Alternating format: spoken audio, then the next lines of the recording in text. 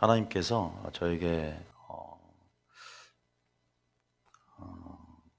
또 기도 중에 많은 또 부분들을 보여주셨어요. 제가 기도하면서 어제 어, 늦은 시간 창문이 이렇게 이제 기도하고 오신 분들이 창문을 열고 닫으면서 이렇게 창문이 이렇게 밑에 나사가 이렇게 어, 열 때 고정시키는 게 있는데 그게 빠져서 창문이 또 안 닫혀서 집사님이 어떤 집사님이 애를 먹어서 마지막 가는 집사님이 제가 밤에 그것을 나사를 다시 찾아서 조였어요. 갑자기 하나님께서 그걸 생각나게 하면서 우리가 지금 영적인 상태들이 이렇게 나사가 풀려 있듯이 빠지진 않았는데 나사가 풀려 있듯이 이렇게 흔들거릴 수 있는 이렇게 빠질락 말락하는 그러한 영혼의 상태들을 할까요? 하나님께서 말씀의 드라이버로 조이라는 마음을 주세요. 말씀의 드라이버로 조여라. 온전히 조여라. 그렇게 말씀하십니다. 어, 실제적으로 지금 코로나로 인해서 온라인 예배를 드리고 있는데 이 온라인 예배가 참 쉽지가 않죠. 그죠?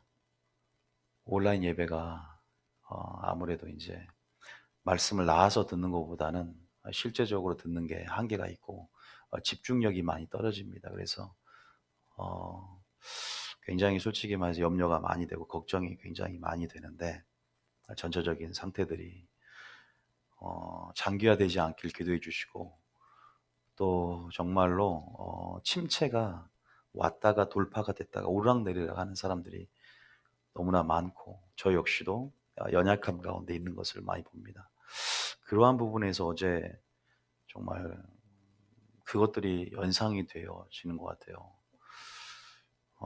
저번에 저희 교회 창문이 또 깨지고 뭔가 비가 셀 때 항상 이렇게 성도들이 문제가 생기고 그랬었거든요. 하나님의 사인을 많이 보여주는데 물론 꼭 그게 꼭 일치하는 것보다는 영적인 상태들 안에서 나사가 이렇게 풀려 있는 것들 보여주시니까 여러분들 그러다 확 빠지면 큰일 납니다.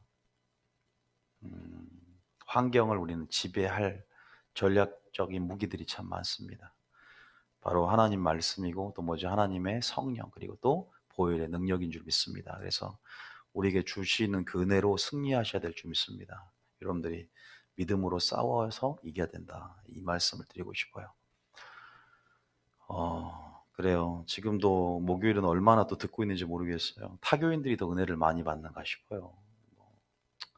오히려 간증도 보면 타교인들이 더 많이 저에게 하는 걸 보고, 어, 물론 저희 교인들은 이런 부분이 익숙해지지 않았으면 좋겠다는 생각이 들어요.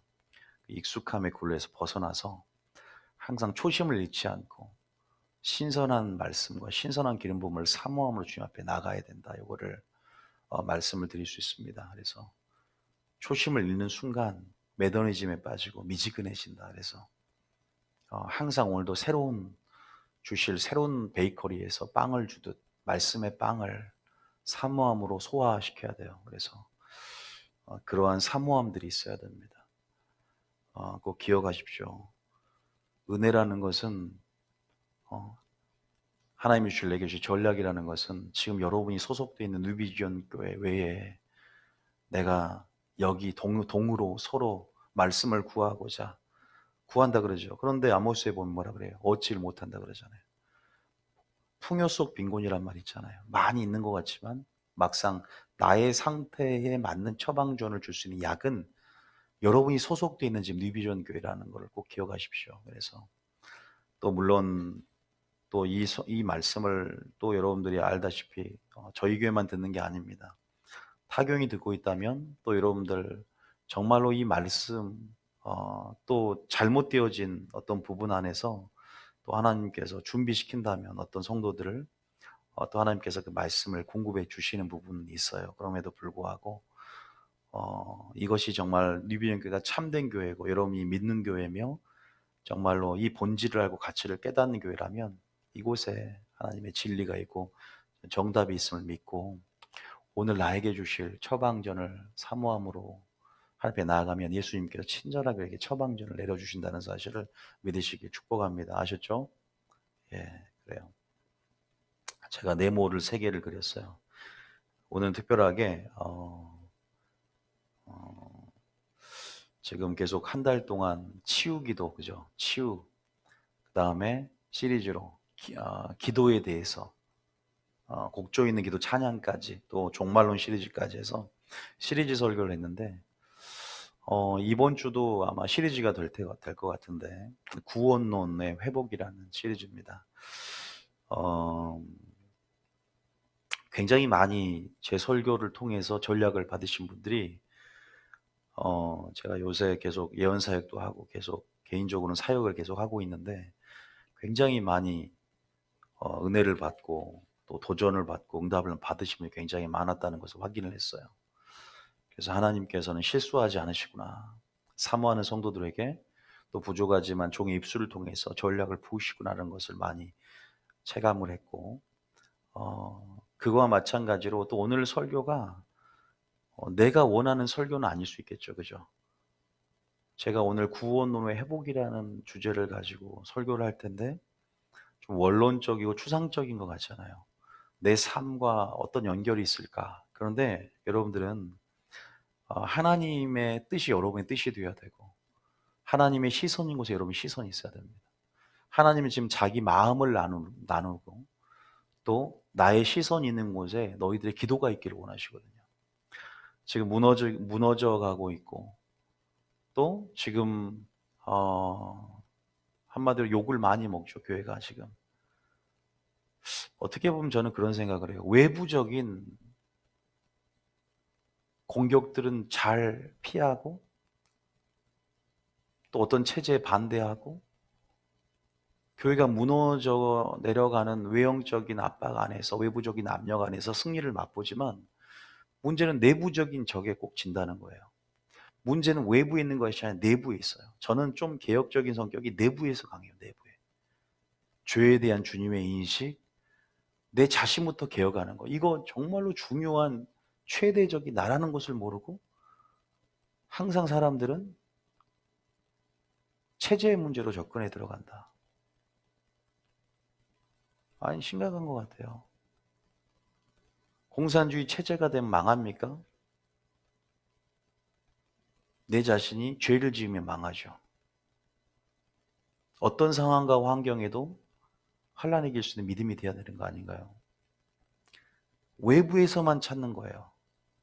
내부가 더 무섭고 내부가 더 위험하다는 거죠.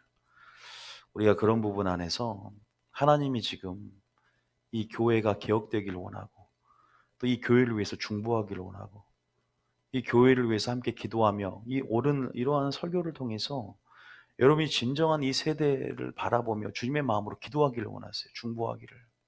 그런 기도 제목을 드리는 설교예요. 초신자들이 이 설교를 듣고 은혜를 받으면 좋을 것 같은데 주님의 마음까지 못 들어가면 왜 무엇을 먹을까 마실까 입을까 내 문제가 지금 급하니까 안 들어올 수가 있어요.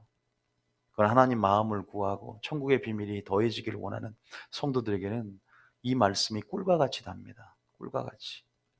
더 사모하고 더 전략을 부어달라고.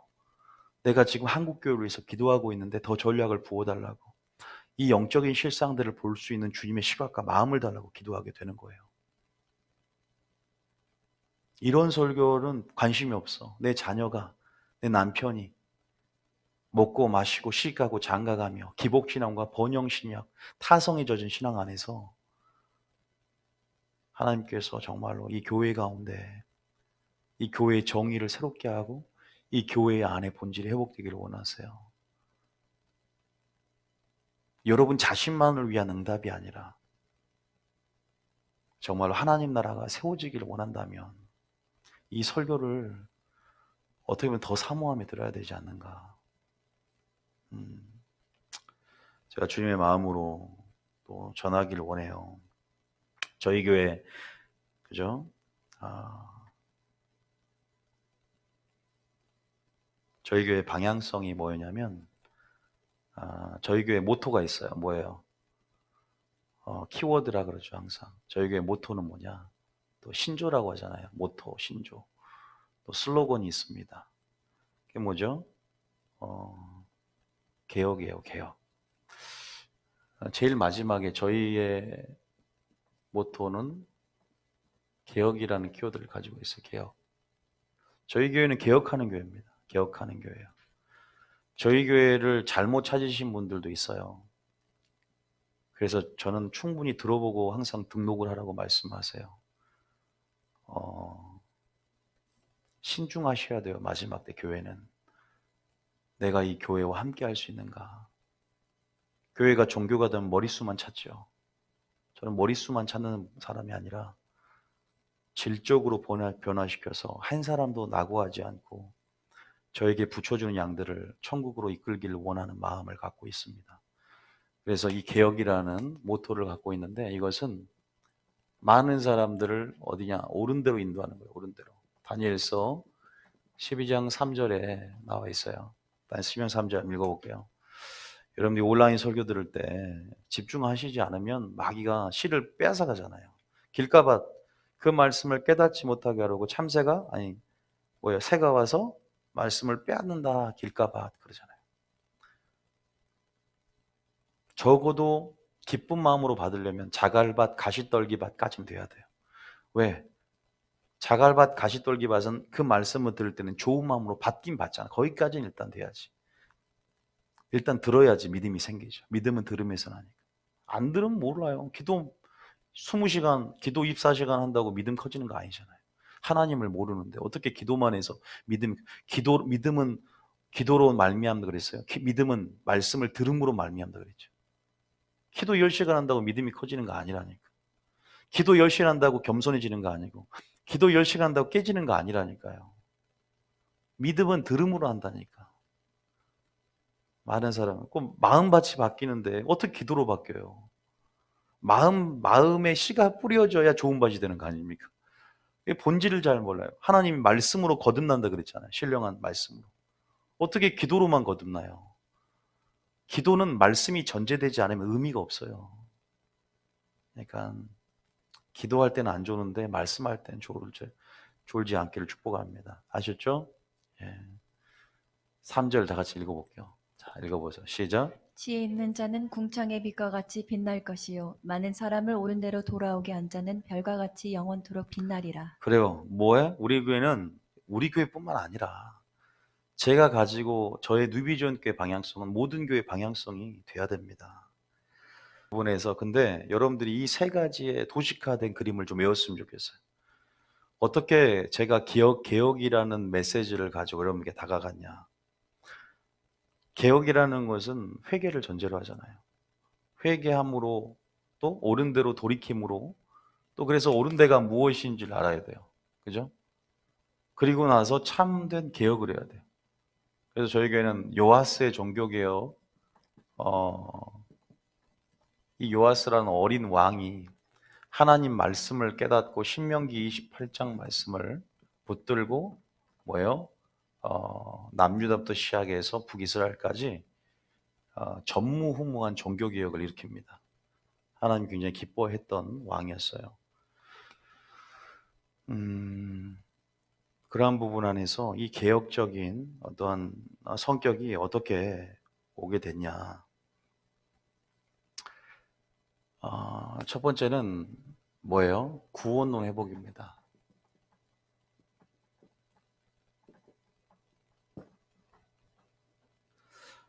구원론이 회복이 이루어지면 어떻게 돼요? 우리가 구원론이 열어진다. 제가 구원론 회복이라는 것은 명시적으로 한 번 구원은 영원한 구원이다. 우리가 익숙한 신조가 있어요. Once saved, always saved 그러죠. 한 번 주님을 영접하여서 주님의 자녀가 되었으면 절대 구원을 상실하거나 잃어버리지 않는다. 그의 삶이 어떠하든 하나님의 은혜는 불가항력적인 은혜이기 때문에 성도들을 반드시 천국으로 견인해 간다. 이러한 여러분들 교리에 우리가 분명히 익숙해 있기 때문에 그런데 그것이 잘못되어 있다는 것들을 칼을 대는 거죠. 칼을 댄다기보다 말씀의 칼로 누룩을 제거하고 다시 한번 여러분들이 세부대로 준비시키는 교회예요. 그런데 구원론이 회복이 돼야만이 뭐가 열려지냐? 뭐가 열려질까요? 패러다임의 전환을 맛본다는 거죠. 패러다임의 전환이라는 것은 하나님의 선하시고 온전한 뜻이 무엇인지를 분별하는 거거든요. 하나님의 온전하고 선하고 기뻐한 뜻이 무엇이어요? 그게 바로 우선순위고 그것이 바로 본질입니다. 물론 저는 우선순위, 초점, 동기, 목적 이 네 가지의 시금석을 가지고 믿음을 점검하는 교회인데 제가 이 네 가지의 큰 모토를 갖고 믿음을 점검하고 또 이러한 중심, 핵심 코어 키워드를 여러분들에게 제시하면서 말씀을 드리는 것은 바로 구원론이 저 안에서 먼저 열어지고 회복되었기 때문에 이러한 새로운 패러다임을 맛보면서 세부대로 준비될 수 있는 것이고 이런 패러다임의 전환을 맛본 사람들, 다시 말해서 우선순위와 본질의 이 하나님의 뜻을 찾는 사람들이 진정한 하나님 많은 사람 옳은 대로 돌이키고 개혁적인 사역을 감당할 수 있게 됩니다. 굉장히 중요한 얘기예요. 이 세 가지 무조건 외워야 되고 이 세 가지는 저희 교회를 다니신 분들 무조건 알아야 된다. 한번 따라해 볼게요. 구원론의 회복, 그 다음에 패러다임의 전환, 그리고 개혁. 이 세 가지의 제가 도식화된 네모칸 세 가지의 내용은 반드시 알아야 돼요. 이거 시험 봐요, 시험. 화장실에도 붙여놓고 이제 붙여놓을 테니까 여러분들이 무조건 외워놓으세요. 이 순서를 외워놓으라고. 그러면 오늘은 특별하게 이걸 다 하겠지만 시리즈로 이제 다 하겠지만 여러분들의 이데올로기와 의식을 바꿔놓을 거예요. 오늘부터 시작할 거니까. 그럼 무슨 의식을 바꾸느냐? 여러분의 종교 껍데기를 다 완전히 벗겨버릴 거예요. 우리 안에 있는 종교적인 의식, 그죠? 우리 안에 있는 종교 껍데기를 완전히 벗겨버리는 거죠. 말씀의 칼로 다 벗길 거니까. 말씀의 빛으로 어둠을 파쇄할 것이고 우리가 이 설교단상에 나오는 하나님 말씀이 칼과 빛이 됩니다. 거울이 됩니다. 우리가 로고스가 레마로 깨달아지려면 이 레마의 말씀이 깨달음이 되는 거예요. 깨달음이. 그래서 이 레마의 칼로 레마의 말씀으로 이 종교 껍데기를 벗겨 갈 것이고 여러분들이 새롭게 이 교회를 정의해 갈 거예요. 교회를 여러분들이 두 번째는 교회를 새롭게 정의해라. 끊기면 꼭 저희 방에다가 얘기해 주십시오. 어쨌든 그런 부분 안에서 여러분들이 종교 껍데기가 벗겨지고 또 하나님께서 여러분들에게 지금 제가 일주일 전부터 주셨고 전하라고 주신 전략이니까 교회를 새롭게 정의를 해야 된다는 거예요. 이제 교회가 뭔가 교회론이 열어져야 돼요. 교회. 교회는 더 이상 종교가 돼서는 안 됩니다. 교회는 더 이상 불법의 온상이 돼서는 안 되고 더 이상 교회가 정말로 하나님이 원하시는 나라가 돼야 돼요. 신정 국가. 다시 말해서 교회는 뭐죠? 하나님 나라예요. 그래서 새롭게 정의를 해나갈 거예요. 그리고 하나님께서 우리에게 말씀하시는 교회는 초대교회, 초대교회. 초대교회로의 회기. 그래서 여러분들이 설교를 들어도 큰 숲을 볼 수가 있어야 돼요. 그냥 하루하루 물론 우리의 용량이 한계가 있고 모든 것을 알 수 없지만 뭐랄까요? 숲을 보면서 흐름을 이해하면서 설교 들으면 굉장히 피가 되고 살이 됩니다. 하나님 말씀은 피예요. 피고 살이에요. 생명이기 때문에 여기까지만 봐볼게요. 오늘은 여기에 대해서 좀 확실히 말할 테니까 다시 한번 구원론의 회복. 구원론이 회복이 되지 않는다. 예를 들어서 여러분에게 있어서 참된 구원론이 회복이 되지 않으면 절대 패러다임의 전환도 맛볼 수 없고 우선순위와 본질을 절대 할 수가 없어요. 절대. 여러분들이 그리고 개혁적인 이 사명도 이해할 수 없고 여러분들이 많은 사람 옳은 대로 돌이킬 수도 없어요. 그것이 무슨 말인지 오늘 배워야 됩니다. 그리고 정말로 그 회복을 통해 종교 껍데기가 벗겨지는 것들을 경험하고 온전히 하나님 나라인 교회를 온전히 정의할 수 있어야 돼요. 그래서 제게 소제목을 제대로 어떤 설교를 할지에 대한 제목들을 많이 주셨어요. 여러 가지 가장 큰 것은 저희 교회를 찾는 분 중에 특히 직분과 은사 이것이 참 교회 안에 굉장히 이게 비본질인데 굉장히 중요한 가치로 격상되죠. 그죠? 부각되고 직분을 얻기 위해서 어떻게 보면은 무슨 말이냐? 나의 어떠한 자아의 실현에 그 세상에서 내가 우리 인간은 자아 실현 욕구가 있어요. 진정한 자아의 실현이라는 것은 하나님을 알고 하나님의 관계 속에서 내 자신을 하나님 안에서 깨우칠 때 진정한 자아 실현이 가능한 거죠. 그런데 우리가 세상에 살면서 그 자아 실현의 도구로서 장소로서 터로서 교회를 인식하고 어떤 말씀을 배제한 내 중심성 안에서 나의 욕구 안에서 세상 안에서 그대로 교회로 들어와서 나의 뜻과 나의 관점을 관철시키려는 그러한 우리 안에 교만이 우리 안에 있거든요. 교회가 그 정도 수준으로 전락했어요. 아, 내가 교회에서 감투를 쓰면 직분을 얻고 권사가 되고 장로가 되고 계속 올라갈수록 감투가 쓸수록 우린 점점 교만해지는 것을 또 확인해 봐요. 서리 집사 때 안 그랬던 그 마음이 또 장로까지 돼보면 또 높아지는 마음 어쩔 수가 없어요. 그건요. 그러한 부분 안에서 물론 안 그러신 분도 있지만 직분이 우상이 되지 않는 분이 있지만 저희 교회는 직분이 우상되지 않아요. 저희 교회는 직분이 우상되는 교회도 아니고 직분을 주지도 않을 것이고 저희들은 전도사님으로 오신 분들도 전도사님이라 안 그래요. 저희 교회 사역을 해야 전도사님이기 때문에 다 내려놔도 불만이 없어요. 왜? 어떤 사람은 서리 집사님이 장로님 같은 신앙이 있고 장로님 같지만 이건 초신자보다 더 못한 신앙이 있어요. 그리고 직분으로 초음 가는 게 아니라 우리는 뭘로? 열매로 초음 가는 것을 알아요.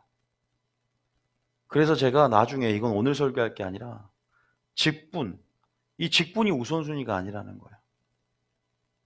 그죠? 오히려 이런 것들이 너무 본질이다 보면 하나님의 일을 사람의 일로 바꿔버린다. 하나님의 일을 사람의 일로. 너희가 베드로야 나의 일을 사람의 일로 바꾸지 마라. 나를 걸려 넘어지게 하지 말아라. 하나님의 일을 교회에서 해야 되는데 사람의 일로 바뀌어버려. 왜? 교회가 세상이 돼버리고 교회가 직분이 우상이 되고 직분을 차지하기 위해서 그런 식으로 세상의 관점과 세상의 욕구를 갖고 자아를 실현하기 위해서 교회에 들어온단 말입니다. 은사가 너무 중요해. 그런데 은사는 비본질이에요. 하나님 나라는 본질 안에 세워지지 먹고 마시는 비본질이 아니라 그랬어요. 능력이 없어요. 그런 데는. 은사가 아니라 은사를 주신 하나님을 목적으로 찾으며 은사는 도구입니다. 은사는 도구예요. 우리가 은사가 많고 기름 부음이 강력하면 총갑니까? 결국 그 사람이 신앙의 목표가 제대로 되어 있지 않은 거예요. 신앙의 목표가 직분이 되지 않게 하세요. 신앙의 목표가 기름 부어져서 놀라운 은사를 받고 능력을 받는 것이 목적이 안 되게 하십시오. 마술사 시몬이 되지 않게 하시고 교만하여 제사장 직분을 구했던 고라처럼 사울처럼 하나님 앞에 본질과 비본질이 바뀜을 통해서 버림받지 않도록 하십시오. 그래서 이러한 종교 껍데기를 벗겨버리고 비본질에 주목하지 않고 본질에 주목할 수 있도록. 근데 구원론이 회복이 안 되니까 맨날 비본질만 주목해요. 왜? 자신이 버림받고 자신이 구원을 상실하고 자신이 하나님 앞에 섰을 때 지옥 간다는 사실을 모르기 때문에 안 열어지는 거예요. 정확히 어떤 사람이 천국에 들어가는지를 그게 바로 천국의 비밀이에요. 어떤 자격을 갖고 있는 것이 하나님 안에 들어가느냐. 이 하나님 나라의 비밀, 예수님이 전했던 비밀이 바로 그런 거예요. 비밀은 뭔지 아십니까? 어떤 자는 들어가고 어떤 자는 깨닫고 어떤 자는 더해지고 어떤 자는 못 들어가고 어떤 자는 있는 것도 빼앗기는 게 비밀입니다. 비유예요. 하나님 나라 비유, 자격을 얘기하는 거예요. 모르니까 우선순위도 모르고, 열매가 우선순위예요, 직분이 먼저예요? 열매가 먼저, 은사가 먼저예요? 잘못되면 큰일 납니다. 저희 교회는 향후 10년 동안 저희 교회는 안수나 설이나 집에 구분이 없어요. 전부 다 형제 자매로 불려다가 그래도 소통하는 방식에 있어서 그것을 못해서가 아니라 제 나름대로 원칙을 세워서 교회 원칙을 잡아가는, 저희 교회는 기존의 교단에서 영향을 받는 교회가 아니기 때문에 전부 다 원점이에요. 초대교회처럼. 비교하는 사람은, 그 사람은 자기한테 기준을 맞추려 하지 말고 뉴비전께 기준에 맞춰서 들어와 줘야 돼요. 비교하면 다닐 수 없는 교회예요. 왜? 우리는 본질 안에서 계속 빛 가운데 하나님 무엇을 드러내냐에 따라서 자기의 영적 무지와 종교성들이 드러날 수밖에 없어요. 빛 가운데. 빛 가운데 실체 안에, 말씀이라는 실체 안에서 말씀을 들을수록 자기의 종교성이 계속 드러나니까 견딜 수 없는 사람 나가는 것이고, 그것들 가운데 회개하며 들어온 자에게 은혜가 있습니다. 어떤 은혜냐? 더 강력한 은혜가 오는 거예요. 우리 모두가 종교 껍데기를 갖고 있어요. 여러분도 갖고 있고 나도 갖고 있어요. 바리새인의 영을. 저는 아예 깨끗한 사람이 아니라 제 안의 종교성들을 지금도 허울을 벗어버리고 껍데기를 벗어버린 그 여정 가운데 저도 있단 말입니다. 하나님은 지금 많은 사람들이 옳은 대로 돌이기로 예수님 자신에게 가까이 오기를 원하세요. 왜 못 나갈까, 주님 앞에? 여러분, 우리가 치유 설교할 때는 치유 맛보고, 예? 선포기도, 찬양, 이런 설교는 듣기 좋죠. 이스라엘 백성들이 홍해를 가르고, 예?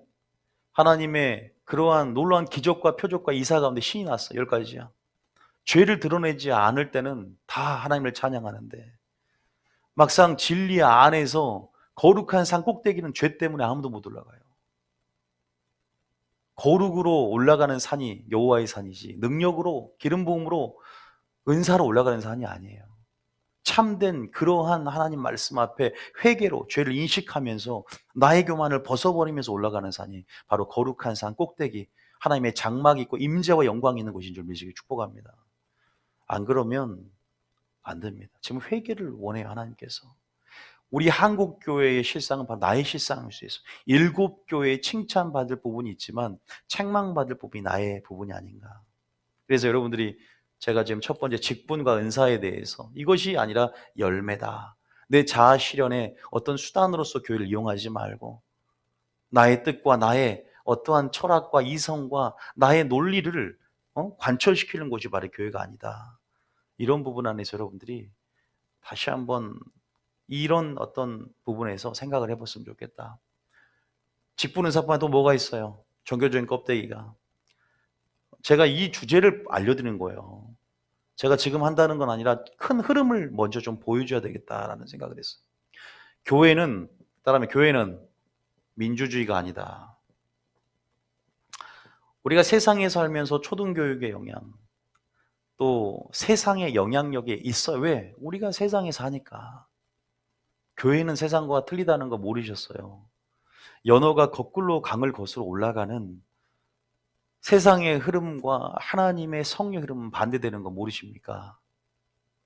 세상에 있지만 하나님 나라를 역으로 전파해야 할 사명을 갖는 사람들은 하나님 나라의 이데올로기와 하나님 나라의 라이프 스타일이 있습니다. 민주주의라는 것은 그 체제 안에 자유를 보장하고 또 우리에게 신앙 안에서의 자유를 보장하지만 그 민주주의 사고방식이라 그럴까요? 어떻게 보면 굉장히 위험한 인본주의, 홍익인감의 이념이라고 그랬죠. 인본주의의 이념과 어떠한 그 프레임이 교회 안에 구축이 되어서 우리가 너무나 많은 교회 안에 뭐 정책을 결정하는 걸 위시해서 헌금, 여러 가지 모든 부분들이 바로 민주주의의 원칙인 자유, 평등, 다수결의 원칙에 근간들이 너무나 많다는 거예요.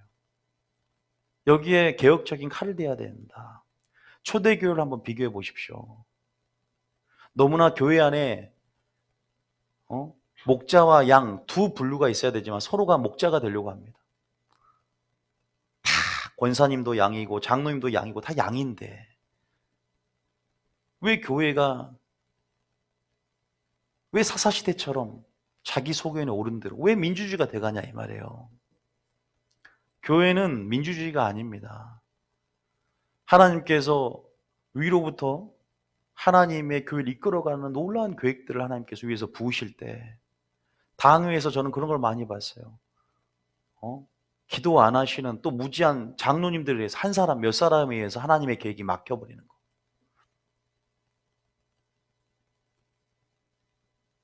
하나님의 뜻이 중역들을 모으고 뜻을 나눌 때도 있지만 하나님의 뜻 가운데 목회자가 영적 지도자는 한 사람이에요. 목회자에게 주신 또 모세에게 주신 사사시대 사사에게 준 다윗에게 준 또 사도 바울에게 준 베드로에게 준 하나님의 그 전략 안에서 그런 부분 안에서 성령 인도하심 가운데 교회 안의 질서와 권위를 깨달으면서 나가야 할 부분 안에서 너무나 교회 안에 민주주의가 그 마귀의 어떤 하수인들 또 마귀의 어떠한 영향력 아래서 그렇게 인본주의 프레임 안에서 갇혀 있다는 거죠. 여기에 대해서 이제 제가 이러한 부분에 대해서 설교를 해 나갈 거예요. 그리고 또 한 가지 좀 더 말하면 교회는 친목과 사교 모임이 아니라는 거. 친목과 사교는 수단이에요. 운동회를 할 수도 있고 교회에서 또 교제도 나눌 수 있고 친교 나눌 수 있어요. 중요한 요소입니다. 그런데 거기까지가 목적이 되면 이게 종교 아닙니까? 거기까지만 목적이 되면 이거는 종교입니다. 물론 하나님을 섬긴다고 하지만 근본적으로 우리는 교회를 새롭게 정의를 해야 돼. 교회가 무엇인가, 교회론이 여러분의 정립돼야 회개를 하는 거예요. 왜 내가 회개를 못하냐? 교회가 무엇인지를 모르니까.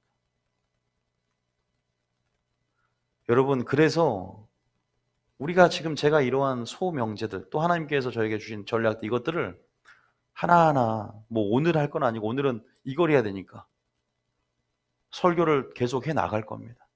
여러분들이 한번 기대해 보시고 하나님께서 지금 하나님은 초대교회를 굉장히 그리워하고 계세요. 성령을 부으시고 하나님께서 폭발적으로 이렇게 성령 안에서 성령이 먼저겠죠. 교회가 먼저가 아니라 교회가 지어졌고 프로그램은 없지만 말씀 한마디로 3,000명, 5,000명 회개 역사에 일어나고 아동부가 따로 어디 있어요. 성령의 운행하심, 말씀의 흥황, 기적과 표적과 이적이 나타남으로 정말 온전히 그들의 모든 목표가 뭔지였어요. 천국이었어요. 그들의 소망이 부활이었어요.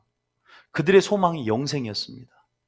위에 있으니까 소망이 믿음이 역동적으로 일어나고 불릴 듯 일어나며 죽음을 두려워하지 않는 충성과 또 진리의 영 안에서 헌신이 일어납니다. 서로 모이길 힘쓰며 주는 그리스도라 가르치길 힘쓰며 날마다 믿는 자를 더해주는 그 역사들이 초대교회에 일어났다는 거예요.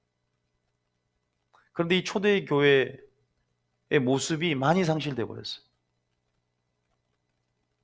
개교의 이기주의와 굉장히 교단의 영향력 아래서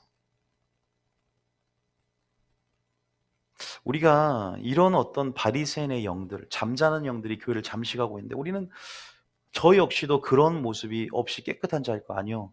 부분적으로 누구나 다 종교의 영이 있고 우리 안에 교만이 있고 드러나지 않았을 뿐이지. 우리가 그런 부분에서 오늘 하나님이 드러내셔서 여러분들이 여러분 안에 종교 껍데기를 벗어나가는 여러분 되시길 축복합니다. 아시겠죠? 여기에 대해서 할 거예요. 전부 다. 직분과 은사가 아니라 뭘 사모하라? 열매를 맺는 자가 되라. 열매를 맺는 자. 그리고 교회의 정의뿐만 아니라 껍데기가 뭔지를 오늘 꼭 밝혀 나가셔야 됩니다. 자, 그리고 여러분들에게 제가 구원론의 회복에 대해서 뭐 오늘 또 내일 계속 얘기를 할 거예요.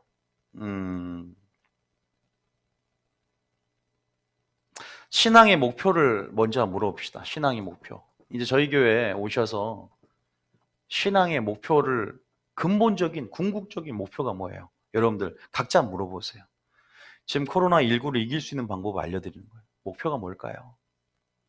제가 누군가에게도 말을 하지만 항상 저는 말합니다. 나는 사역이 아닙니다. 나는 사역형 인간이 아닙니다. 저는 관계형 인간으로서 저는 교회가 목적이 아닙니다. 사역이 목적이 아닙니다. 저는 천국 가는 게 목적입니다. 설교하는 것도 성도들이 많이 모이는 것도 목적이 아닙니다. 나는 천국 가는 겁니다. 구원받는 겁니다. 제가 성도 되길 원하고 내가 그리스도인 되길 원하고 내가 예배자가 되길 원합니다. 사역자 이전에 예배자가 되길 원합니다. 제가 이것을 한 이유가 이렇게 말한 이유가 뭘까요? 그런데 어떤 사람은 은사를 사모함으로 여기 왔는데 왜 나의 사역을 안 시켜주냐? 왜 내 직분을 낮춰서 부르냐? 내 직분이 왜 권사한테 집사라고 부르냐? 자기의 종교성이 있는 거예요, 자기 안에. 권사가 되면 권사가 되면요, 더 책임만 커져요, 죄에 대한. 핏값만 더 찾게 되고, 예? 권사님 되면 더 거기에 합당한 책임이 따릅니다. 올라갈수록. 안 받는 게 낫지, 차라리. 그것을 참 모르는 것 같아요. 심판의 순서가 가장 목회자부터 차근차근 된다고 에스겔서 9장에 안 나와 있던 거예요. 늙은 자부터 차근차근 심판해 가요. 늙은 자라는 것은 가장 목회자를 얘기해요. 똑같은 죄를 지어도. 그 책임의 분량과 죄의 관계를 알아야 돼요. 신앙의 목표가 뭡니까? 진짜 말하지만 부활이 되고 위의 것을 찾는 천국이 되고 그래야만 믿음이 역사되고 죽도록 충성하며 환난에 이길 수 있는 믿음이 됩니다. 마지막 때 주님 오시기 전에 환난이 있고 큰 혼란과 소요와 모든 민족으로 말미암아 핍박을 받는 시대가 열어지고 있는데 코로나 시대와 함께 여러분들은 소망을 확실하게 해야 돼요. 저희 교회에서 와서 하나님의 개혁에 동참하고 정말로 패러다임의 전환을 맛보며 세부대로 준비되려면 구원론이 열어져야 돼요. 구원론이 열어진 걸 제가 오늘 들어보면 알겠지만 나 무조건 천국 가야 되겠구나. 뭐가 제일 중요할까요?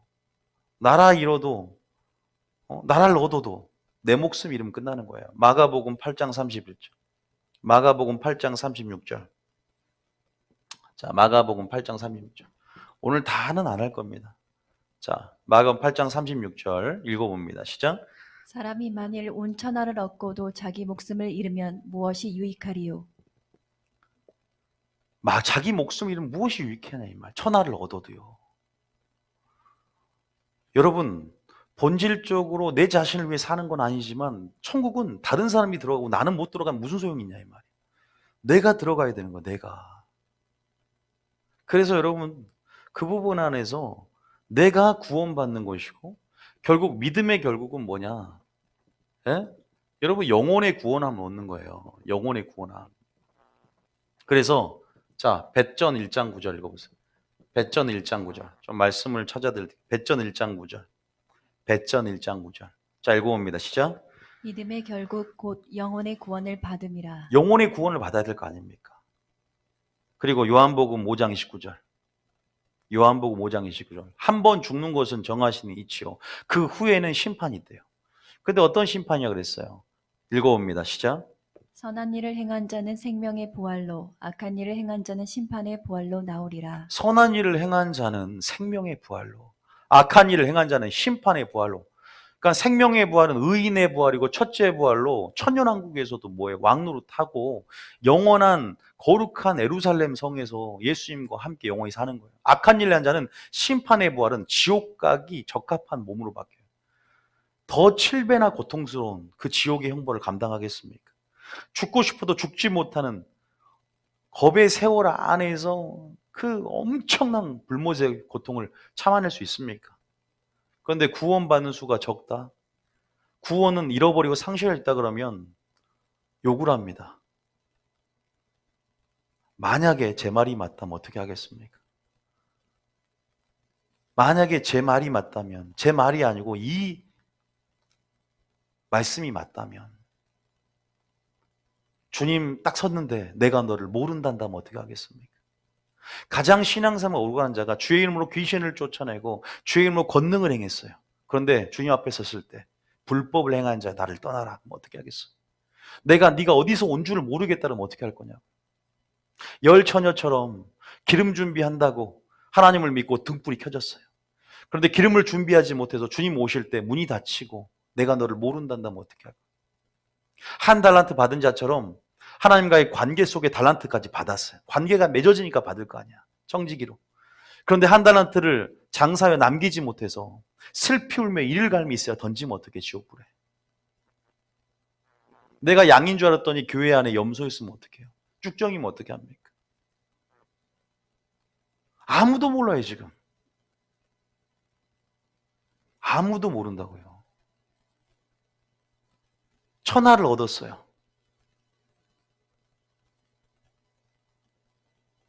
외부적인 지금 상황이 문제가 아니라니까. 지금 내부가 무너지게 생겼어요. 한국교회. 한국교회가 지금 내부 안에서 회개하며 일곱 교회를 점검하는 것처럼 성령이 교회에게 하시는 음성을 듣고 말씀으로 나 자신을 지금 점검할 때인데 그 점검은 안 하더라고요. 외부적인 활동으로 내 신앙을 커버하려 들고 진짜 본질이 뭔지에 대해서 접근하지 않아요. 또 빌립보 3장 11절 사도 바울의 소망, 지금 여러분의 소망이 돼야 돼요. 지금 천국의 존재도 믿지 않으면 11절 사도 바울의 고백입니다. 시작. 어떻게 해서든지 죽은 자 가운데서 부활에 이르려 하노니. 보세요. 어떻게든 부활에 이르는 거, 어떻게든. 사도 바울은 오직 부활의 소망이에요. 어떻게든 부활에 이르겠다. 사로잡혀 갔어요. 로마에 호송이 되고 총독 앞에 신문받는 자리에서도 나는 어떻게든 지금 사도행전 24장 읽어보셨어요? 나는 어떻게든 의인의 부활에 이뤄야 된다. 이 부활이 나의 표대다. 여러분 부활에 대해서 얼마나 나는 부활이요 생명인 이것을 믿느냐 그랬잖아요. 살아서 믿는 자는 영혼이 죽지 않는다고 하잖아요. 죽어도 살겠고 이것을 믿느냐 그랬어요. 마르다에게. 우리에게 물어본다면 나는 믿습니까? 그런데 부활의 신앙이 아니야. 이론적으로는 믿는데 참 부활의 신앙이 아니야. 목숨을 아끼는 거 보면 알아요. 부활의 신앙은 목숨을 바쳐야 되거든요. 믿습니까? 부활은 순교를 가능하게 해요. 왜? 이 세상이 아니니까. 금생만이 아니니까. 이것이 확고해야 환란을 이기는 거예요. 그러니까 소망을 점검하세요. 구원론이 회복되면 장점이 뭐냐면 신앙의 목표가 바뀌어요. 제가 구원론 안 일어났으면 저는 큰일 날 목회자예요. 장담해요. 저는 구원론이 회복이 안 됐으면 큰일 날 목회자입니다. 큰일 날지 안 큰일 날지 지금도 주님 판단하겠지만. 그리고 한 구절 더 옵니다. 사도행전 24장 15절. 사도행전 24장 15절. 읽어봅니다. 시작. 그들이 기다리는 바 하나님께 향한 소망을 나도 가졌으니 곧 의인과 악인의 부활이 있음이라 함이니라. 소망이잖아요. 이거 똑같은 사도 바울의 똑같은 말이에요. 믿음을 역동적으로 역사하게 만드는 이 소망이 여러분 이 교회를 다니면서 확고해져야 되고 계속 위의 것을 찾는 신앙이 되어야 됩니다. 왜냐하면 그런 흐름을 계속 성령께서 지금 또 코로나19를 위시해서 또 이 흐름 안에 지금 마지막 때를 준비하게 하고 위의 것을 지금 찾게 만드는 소망 작업을 하고 있는 거예요. 여러분들 코로나를 통해서. 이 땅에 미련 버려라. 멍에를 풀어라. 멍에를 매지 말고 예수님께 멍에를 메어라. A교회가 있고 B교회가 있어요. A교회는 산 기슭 아래에 있는 교회예요. B교회는 뉴비전 교회까지 산 꼭대기 1급수를 먹으며 산 꼭대기 하나님의 임재와 영광이 있는 모세가 섰던 자리고, A는 아론의 금송아지를 만들었던 산 기슭 아래에 있는 교회예요. A교회는 기복신앙과 번영신학 또 타성에 젖은 신앙생활을 하면서 종교 껍데기를 벗어버리지 못하고 또 설교를 들어보니까 혼적인 설교, 그냥 사람의 혼만을 터치하는 위로 설교, 교양 강좌 수준의 그런 사회윤리적인 그런 설교만 하고 있어요. 반쪽짜리 복음만 전하고 있어요. 그런데 B 설교를 보면 시대를 보면서 때를 따라 양식을 주는데 이 B 설교는 어떤 설교예요? 찔리고 많이 아파요. 설교가 찔리고 많이 아픕니다. 지금 B 설교는 주님 오실 날이 얼마 가까워오진가 알고 산 꼭대기에 찔리고 많이 아프지만 노아가 전한 메시지를 보세요. 결국 우리의 소망이 구원이라면, 영혼의 믿음의 결국은 영혼의 구원함이 이르는 거라면 정확히 교회는 구원의 길을 제시해야 된다. 복 받는 법 이거 순복음에서 말하는 사중 축복, 여러분 구원의 길을 제시하는 교회를 가야 돼. 지금요. 구원, 노아가 지금 전했던 복음 뭐예요? 예수님이 가신 길. 구원의 길은 예수님이 가신 길이에요. 구원의 길은 무조건 좁아요. 좁은 길입니다. 협착한 길입니다. 사람들이 들을 때 별로 호응이 없을 수 있는 그런 길이에요. 그러나 찔리고 아프지만 정말 그 설교 속에 생명을 맛보며 위로를 얻으며 진짜 회개로 이끌어지는 설교입니다. 자신을 정죄하고 죄의식 가운데 머물게 하는 그 두려움이 아니라 그 두려움이 오히려 나를 회개로 이끌면서 정확한 구원의 길을, 정확한 구원의 방주를 예비할 수 있도록 마지막 때 그런 사명을 감당하는 교회가 지금 B교회가 산꼭대기 교회라는 것을 잊으서는 안 됩니다.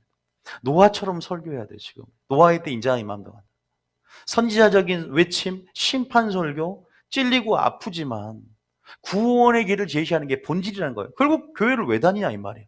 구원 받으려고 하잖아. 천국 가려고 하는 거지. 아니면 교회 다니지 마시라니까. 불교로 가는 거. 아니 천국 가려고 하는 거지. 위로 받으려고 와요? 내가 잘 먹고 잘 살려고? 복이 목적이 되니까. 기복신앙과 번영신앙. 배전 2장 2절.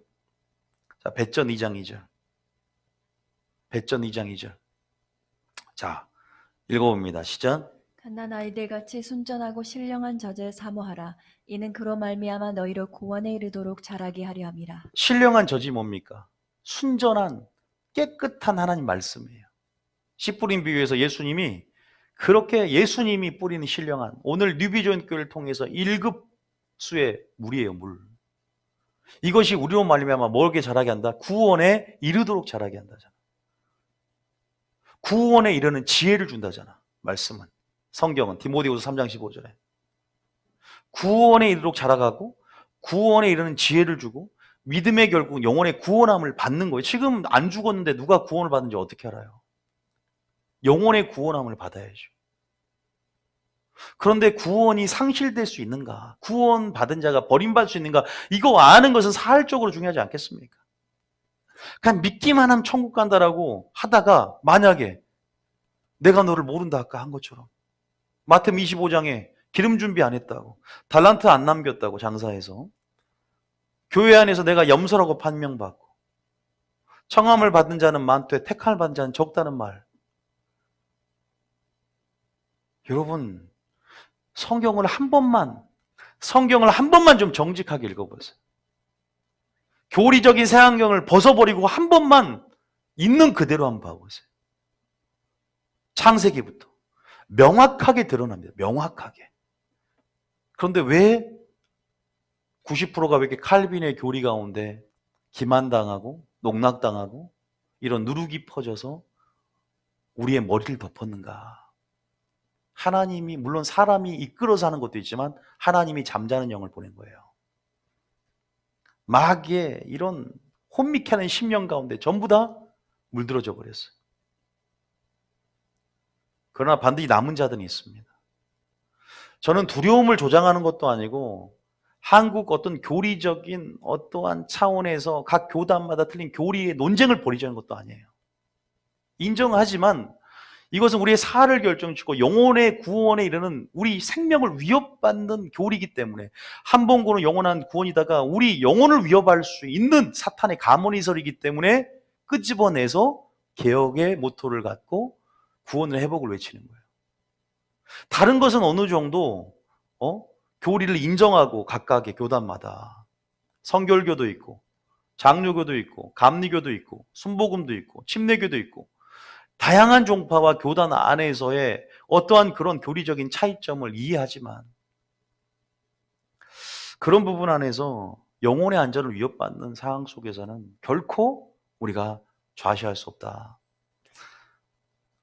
안 그랬으면 이 교회를 세우지도 않았어요. 우리 교회는 그런 정체성에 세워진 교회이기 때문에 목숨을 거는, 뭐 어떤 사람은 나라를 위해서 뭐 목숨을 걸고 나간다고 하지만 저는 교회를 지키기 위해서 목숨을 걸고 교단적인 설교가 아니라 성경적인 설교를 하고. 자, 그런데 교단적인 설교, 성경적인 설교 어떻게 나눌 수 있냐?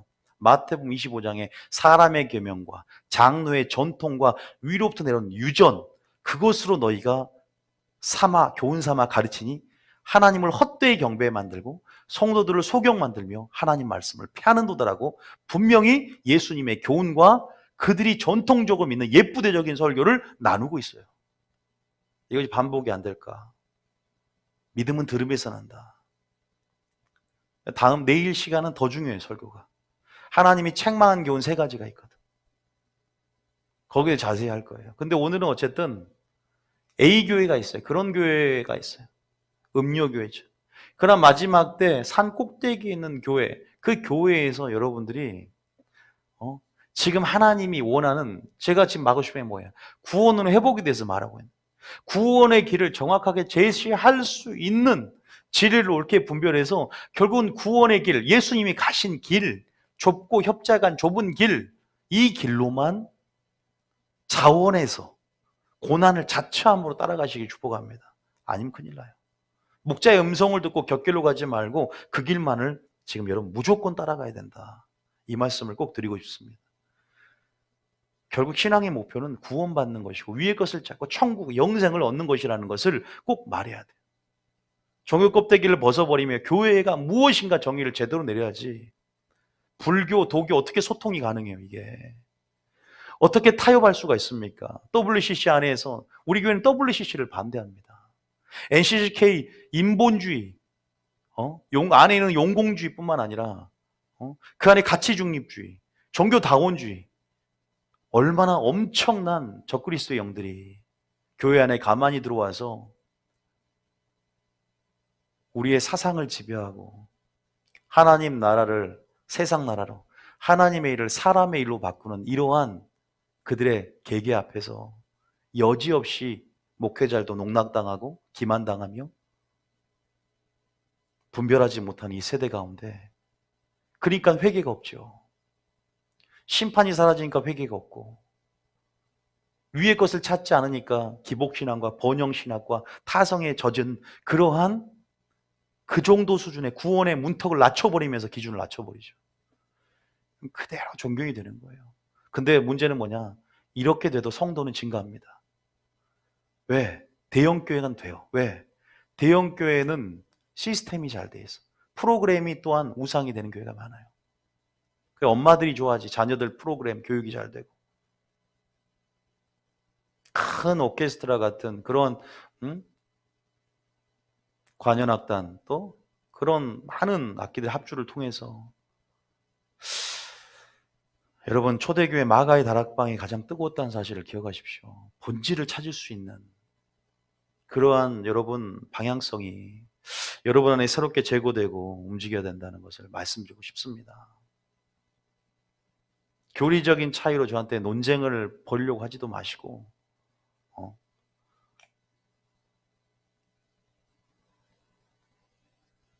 사람이 저는 절대 안 무섭습니다. 사람이 무서우면 이런 설교 하지 않죠. 끝까지 죽을 때까지는 할 것이고, 그런 부분 안에서 여러분들도 주님의 마음과 동일해졌으면 좋겠습니다. 여러분들이 지금 굉장히 교리에 익숙해져서 그래요. 교리에. 뭐에 익숙해진다? 교리에 익숙해져서. 교리에 길들여져서. 교리의 색안경을 분명히 벗어버릴 수 있어야 되는 거예요. 여러분들, 제가 여기까지 이해되셨죠? 여러분, 이 인터넷, 온라인. 여러분, 뭘 말씀 주십냐? 칼빈. 내일은 잠깐 좀 언급을 드려야 돼요. 여러분들이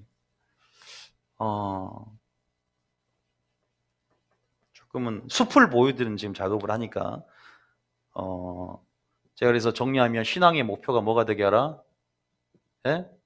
구원이 되게 하라. 구원. 그죠? 구원이 되는데 영생, 천국, 부활, 소망을 위에 가져라. 믿음이 역동적 역사한다라고 말씀드렸어요. 그런 부분에서 그래서 우리는 산 꼭대기의 교회처럼 구원의 길을 제시하는, 예수님이 가신 길의 특징은 좁은 길이었고 또 이렇게 고난을 자처하면서 지금 갈 수 있는 그 길을 택하라라고 말씀드렸어요. 여러분들이 지금 칼빈의 교리 아시죠? 칼빈의 교리. 칼빈의 교리 아실 거예요. 이상하게 성결교단은 알미니안이고 웨슬레를 기반으로 하는데 순복음을 위시해서 전부 다 지금 칼빈의 교리가 90% 이상입니다. 전 세계적으로. 왜냐하면 다수가 사람의 그 어떤 뭐랄까요? 사람은 논리의 설득을 당합니다. 어떤 합리성의 설득을 당해요. 진리의 설득을 당해야 되는데 논리와 합리성의 설득을 당하는 약점이 있어요, 우리 안에. 제가 미사여구를 써가면서 또 언어율 즐기면서 이렇게 설교를 하고 한자성어 써가면서 하면은 또 내 출신이 어디고 이렇게 하면 뭔가 더 믿어지는 거예요. 설득당하는 거예요. 어떤 배경에 설득을 당하고 논리와. 그런데 우리는 진리가 무엇인지를, 단순한 진리를 정확히 알고 있어야 된다는 거예요. 다수가 칼빈의 교리 익숙하니까 그냥 우리는 그냥 받아들이는 거죠. 이게 예수님 오셨을 때 그 시대 상이었어요. 바리새인을 위시해서 사내들인 안에서 그 종교 시스템, 그 종교 시스템이 예수님을 죽인 거거든요. 교리가 예수님을 죽인 거예요. 영적 무지가 예수님을 죽인 거거든. 종교 시스템이 예수님을 죽였다. 이거 생각해 보세요. 나의 종교성이 예수님을 십자가에 2번 못 박을 수 있다. 껍데기를 벗겨버리는 교회. 굉장히 중요한 거죠. 칼빈의 교리, 또 루터. 오해하는 것은, 저는 칼빈과 루터가 세계 교회에 공헌한 것, 이바지한 것들은 굉장히 긍정적으로 평가합니다. 그러나 너무나 사람을 우상화시켰어요. 칼빈의 오류, 루터의 오류. 루터는 야고보서를 지푸라기 서신이라 그래서 성경에 집어넣지 않으려고 그랬어요. 야고보서는 행함 있는 산 믿음을 주장하니까 가장 사랑했던 애인이 갈라디아서거든. 갈라디아서는 무조건 믿기만 하면 천국 간다는데, 야고보서는 행함으로 그 믿음을 증명해야 되고 영혼 없는 몸이 죽은 것처럼 행함 없는 믿음은 죽은 것이라고 하니까 쓰레기 서신이라 그랬다니까. 루터가 옳았어요? 칼빈은 은사가 중단됐대요. 은사 얘기 한 번도 안 해요. 그리고 정말 수많은 사람들을 화형장에 보내고 사람을 죽였던 살인자. 우리는 그들이 한 업적은 분명히 인정하고 교리적인 체계를 갖춘 차원에서 공헌한, 또 이들이 다 어거스틴의 후예들이고 그 어떠한 학문의 신학적인 성과를 분명히 이룬 부분이 있지만, 나중에 이제 여기에 요한 웨슬레가 나오죠. 좀 반대지만 요한 웨슬레는 한 번군 영원한 구원이 아니다 이렇게 말을 했어요. 그래서 칼빈은 절대 예정론을 주장하면서 그렇게 하나님 은혜를 강조하며, 그런데 이 시대를 읽어야 돼요. 이 시대에 로마 카톨릭이 연옥서를 위시해서 행위구원서를 주장했던 부분 안에서 그것의 구조에 반박해서 오직 믿음을 선포한 거예요.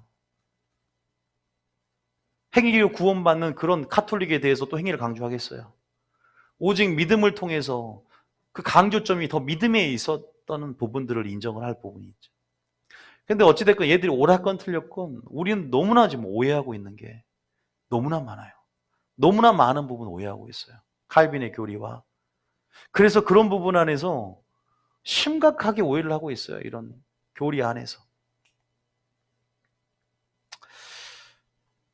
여러분들 이 정도만 알면 돼요. 여기서 어떤 오해가 있냐. 그래서 여러분들이 구원론을 회복하려면, 제 설교를 들으려면 반드시 회복돼야 할 것이다. 회복되었다. 제가 네 가지를 좀 적어 놓을 테니까 여러분들이, 어차피 제가 이제 지금 오늘은 제가 첫 시간으로 시리즈 숲을 보여준다고 그랬어요. 하나하나 여러분들이 무슨 설교를 할 건가, 김원희 목사가. 잘 들으시오. 아까 제가 분명히 은사나 직분, 이거보다 더 중요한 건 열매다. 교회는 민주주의가 아니다. 인본주의 프레임을 이제 완전히 이거 뜯어내야 된다. 사교 모임과 친목 단체에서 지향해서는 안 된다. 여기에서도 할 거고요. 이 구원의 회복에 위해서 칼빈의 교리를 우리가 이 가모니설 이것들을 우리가 나가는 부분에서 뭘 해야 되냐? 철저하게 이제 자유의지의 개념을 알려줘야 돼요, 여러분한테. 배워야 돼. 여러분들이 뭘 공부해야 되냐? 자유의지를 배워야 돼. 뭘 배워야 된다? 자유의지에 대해서 알아야 되고, 자유의지가 있잖아. 내가 선택하고 반응할 수. 이거 하나님의 은혜. 하나님께서 우리 가운데 주권적인 섭리 안에서 하나님이 알아서 할 것이냐.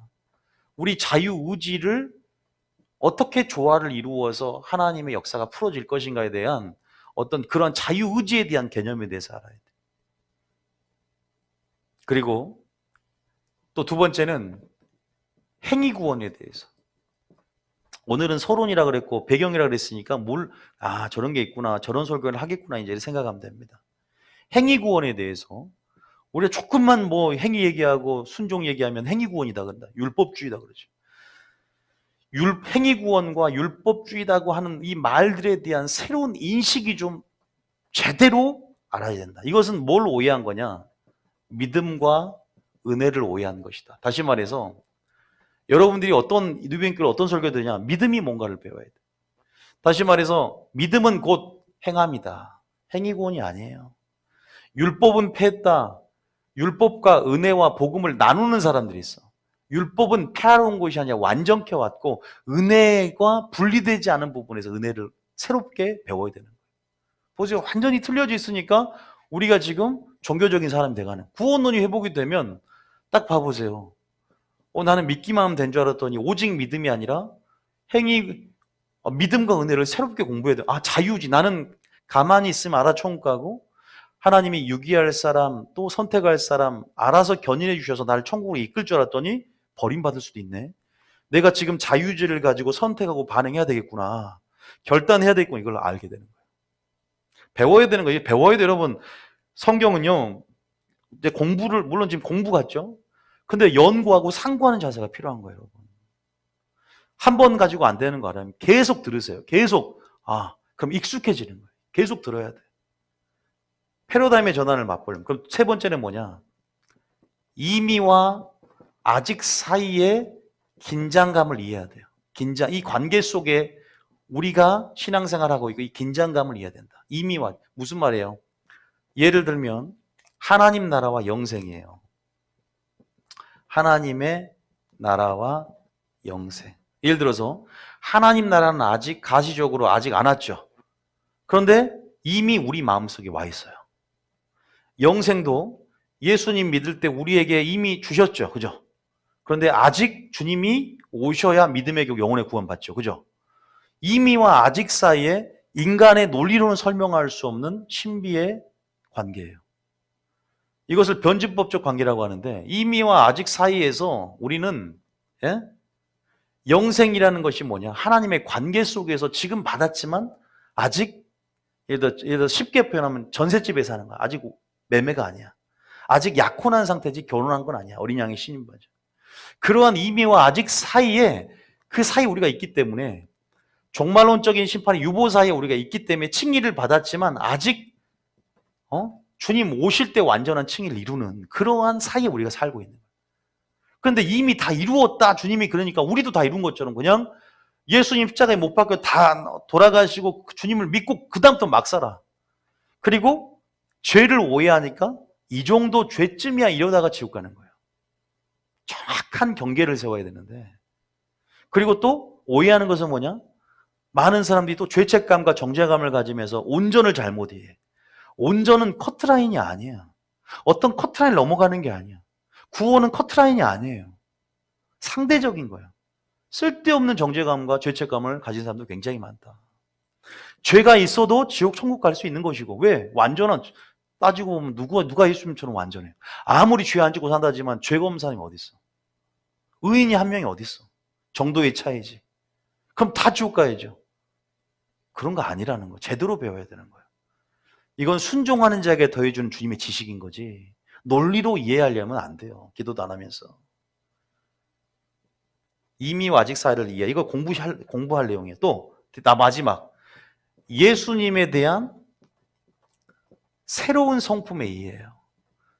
아니 예수님이 이제는 구원주로 오는 게 아니라 뭘 온다? 심판주로 오잖아요. 예수님이 이제는 어린 양이 아니라 유다의 사자와 같이 심판하러 오신다니까. 그러면 주님의 사랑뿐 아니라 뭐에 대해서? 공의에 대해서 이해해야지. 그러면 예수님께서 노끈으로 채찍을 만지셔서 채찍 설교 하시잖아요. 엎어버리잖아요. 그 예수님의 성품을 이해하셔야죠. 그잖아요. 그리고 구약에서 보면은 어린아이까지 죽이라 그러죠. 예수님이. 하나님이. 헤렘 전쟁이라 그래 그걸. 헤렘 전쟁에도 하나님의 공의가 나다. 어린아이까지 죽이래. 자비도 없으신 하나님. 긍휼도 없으신 하나님. 이렇게 보인단 말이에요. 그런데 우리가 우리식대로 이해하니까 하나님은 사랑의 하나님이니까 용서함으로 우리를 구원받게 할 거야. 죄를 짓든 안 짓든. 어떤 식으로 합리화한 줄 아십니까? 죄를 안 짓는 사람이 어디 있어?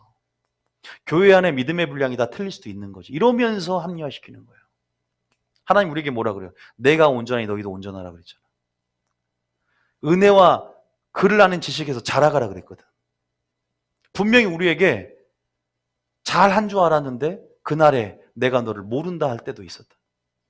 사도 바울은 잘했는데 믿음의 선한 싸움을 싸우고 믿음을 끝까지 지켜나갔어. 이유가 무엇인가? 신앙은 전쟁입니다. 전쟁. 큰일 나요. 제대로 구원의 길을 제시 안 받으면 이미 구원은 따온 당상이고 확보가 됐다는 잘못된 기만 안에서 어쩔 때는 믿음이 확 나를 위해서는 올라가고 어쩔 때는 침체 동안 내려가는데 별로 일어나고 싶지가 않아. 근데 두렵고 떨림인 사람은 안 그러거든요. 지옥 가기 싫은 사람은 안 그래요. 또 그 안에 예수님을 사랑하면 안 그럽니다. 말씀이 여러분의 삶을 이끌어가거든요. 여러분들이 제가 지금 말한 예수님에 대한 새로운 성품, 이거 우리 교회에서 배우고 있어요. 그리고 이미와 아직 사이에 이 관계를 이해시키는 작업. 그리고 행위구원, 율법주의라고 매도할 수 있는 마지막 때 믿음과 은혜를 다시 한번 새롭게 정립을 해요. 그리고 자유의지를 제대로 알아야 돼요. 그리고 자유의지와 하나님의 주권적인 섭리, 이것과 어떻게 균형을 이루어서 하나님의 역사가 이루어지는가, 이걸 배워가야 되는 거예요. 이래야 오늘 설교하고자 하는 구원론 회복이 일어나요. 칼빈의 교회를 대항해서 여러분들이 싸울 수 있는 거예요. 여러분, 진짜 적은 멀리 있지 않습니다. 진짜 적은 이단에만 있는 게 아니에요. 진짜 적은 교회 안에 있을 수 있어요. 가만히 교회에 들어와서 마귀가 무섭지 않게 기만하면서 마귀의 작전은 마지막 때 기만하면서 우리를 방종하게 만듭니다. 진정한 자유 속에 그 자유를 나의 육체를 위한 기회로 바꿔서 방종하게 만든다는 거예요. 스스로 무너지게 만들어요. 우리끼리. 그러니까 올무와 덫을 딱 놓는단 말이야. 교회에다가. 올무에 빠지게 만들어요. 많은 교회가. 그래서 목회자의 첫 번째 조건이 뭔지 아십니까? 젊은 거, 연륜이 높은 거. 저희 교회는 제가 젊지만 옵니다. 제가 42인데 저에게 안 와도 돼요. 연륜적으로 보면. 목회자는 진리를 옳게 분별함으로, 선악을 분별함으로 그들이 구원의 길을 제시하는 게 1순위입니다. 그게요. 그러잖아요. 내가 아무리 인격이 좋아도 여러분들이 잘못 말씀을 인본주의 전한다 그러면 다 소경을 힘든 겁니다. 너무나 그리고 너무나 오해가 많아요. 오해가. 정말 제가 이 부분에 대해서 여러분들이 이제 배워 나가야 될 겁니다. 제가 내일은 뭘 할 거냐면 이 구원 때문에 빚어진 오해에 대해서 할 거예요. 뭐에 대해서 한다? 오해가 너무나 많아요. 너무나 정죄감과 너무나 뭐랄까 내 안에 죄책감 너무나 많아요. 왜냐하면 구원론의 기준이 너무나 높아 보이거든. 구원을 상실할 것 같고 구원을 잃어버릴 것 같은 두려움 때문에 오해를 하는 사람이 많으니까 오해를 좀 풀어드릴 거예요. 그리고 주님께서 이 구원론이 회복이 되면서 이 구원론의 말씀으로 경계를 삼으라는 구절들이 있어요. 그게 뭐냐면 두려워하라. 또 너희가 염려해야 된다. 너희가 조심해야 된다. 이 말씀을 찾아주면서 하나님께서 지금 우리에게 주신 선포된 말씀을 줄 겁니다. 기만하지 말고 무조건 두렵고 떨림으로 구원을 이루어 가야 된다. 우리가 두려워하라는 말이 있다니까. 아니 코로나 때문에 잔뜩이나 두려운데 아니요. 더 하나님을 두려워하셔야 돼요. 이 두려움은 우리에게 진짜 두려움을 주고자 하는 것이 아니라 회개를 이끌고자 하는 거예요. 그 두려움 가운데 회개가 일어나고 사랑과 평강이 맞빠지는 거죠. 이걸 기억하셔야 돼요. 내일은 그리고 하나님께서 세 가지를 미워한다 그랬어요. 그 세 가지 뭘 미워하냐? 첫 번째는 지금 계율을 말하는 거예요. 첫 번째는 영지주의.